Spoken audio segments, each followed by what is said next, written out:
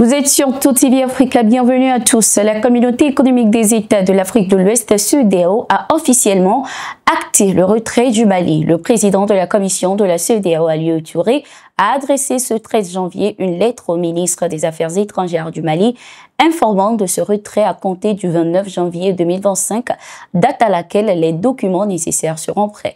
Il a également demandé l'organisation d'une réunion entre les équipes techniques des deux parties pour entamer les discussions nécessaires allant dans ce sens.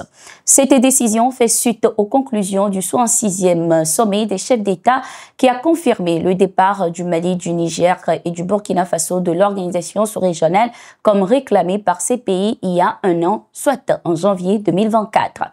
Cette correspondance du président de la commission de la CEDEAO met ainsi en lumière l'échec de la médiation entre la CEDEAO et ces trois pays du Sahel. Rappelons que lors de ce sommet, l'institution sous-régionale a annoncé également avoir accordé encore un délai de 6 mois à ces pays pour que ceux-ci reviennent sur leurs décisions. Au Ghana, investi récemment, le président John Mahama a dévoilé son gouvernement. Il a réduit le nombre de ministres de 30 à 23. Plusieurs ministères créés par l'ancien président Nana Akufo-Addo ont été supprimés, notamment ceux des affaires parlementaires, de l'information, de l'assainissement et de la sécurité nationale. Cette réorganisation vise à rationaliser le gouvernement et à réduire les coûts pour faire face à la crise de la dette. John Mahama a ainsi nommé Cassiel Atto Forson aux finances, John Abdoulaye Jinapor à l'énergie et Dominique Akoritenga Ayin au poste de procureur général et ministre de la Justice. Le Ghana étant confronté à une dette et à des pressions économiques croissantes, la réduction des dépenses publiques est une étape essentielle vers le rétablissement de la stabilité budgétaire. Le nouveau président du Ghana, John Mahama, a donc fondé son mandat sur le redressement de l'économie en ruine du pays.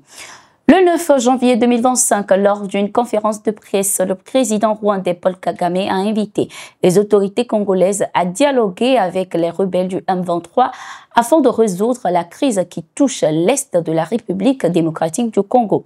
Il en a profité pour démentir les accusations de soutien à ce groupe rebelle. Si le gouvernement de la République démocratique du Congo n'est pas encouragé à prendre ses propres responsabilités à l'égard de son peuple et de son pays et que tout le monde se joint à lui pour rejeter la responsabilité de ses problèmes sur les autres, comment voulez-vous que le Congo s'attache à ces problèmes qui nous affectent tous? Les combats ont été lancés par le groupe principal qui se trouvait en Ouganda et en provenait.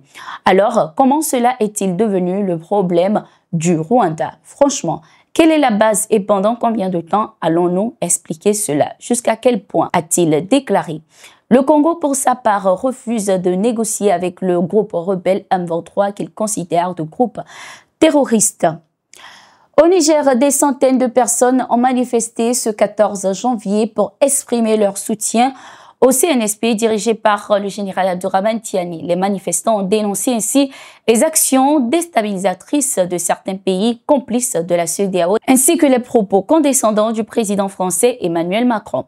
L'Union des scolaires nigériens a organisé la manifestation pour dénoncer ainsi les manœuvres sournoises de la CEDEAO contre l'Alliance des États du Sahel et les propos nuisibles de Macron, selon le secrétaire général de l'USN, Alfred Mouloul Alsan. Ces actions visent à entraver les objectifs de l'Alliance des États du Sahel, a-t-il martelé. Le 14 janvier 2025, le Mali a célébré sa journée de la souveraineté retrouvée, une 3e édition marquée par un jour férié. La commémoration déroulée au Palais des Sports de Bamako sous la présidence du Premier ministre, le général de division Abdoulaye Maïga. Cet événement a souligné les avancées majeures dans le processus de recouvrement de la souveraineté du pays, telles que le retrait des forces armées étrangères, la réhabilitation de l'outil de défense et de sécurité nationale, ainsi que l'organisation du dialogue intermalien. Le général Abdoulaye Maïga a évoqué ainsi le retrait du Mali de la CEDEAO, la création de l'Alliance des États du Sahel et l'adoption de la nouvelle constitution. Il a insisté sur l'importance d'une appropriation collective de cette dynamique pour renforcer l'identité nationale. La journée de la souveraineté commémore la grande manifestation du 14 janvier 2022 contre les sanctions illégales et illégitimes de la CEDEAO, marquant ainsi un tournant décisif dans la lutte contre le terrorisme et la restauration de la souveraineté du Mali. C'était tout pour cette édition. Merci d'être resté avec nous. Nous sommes en continu sur nos différentes plateformes.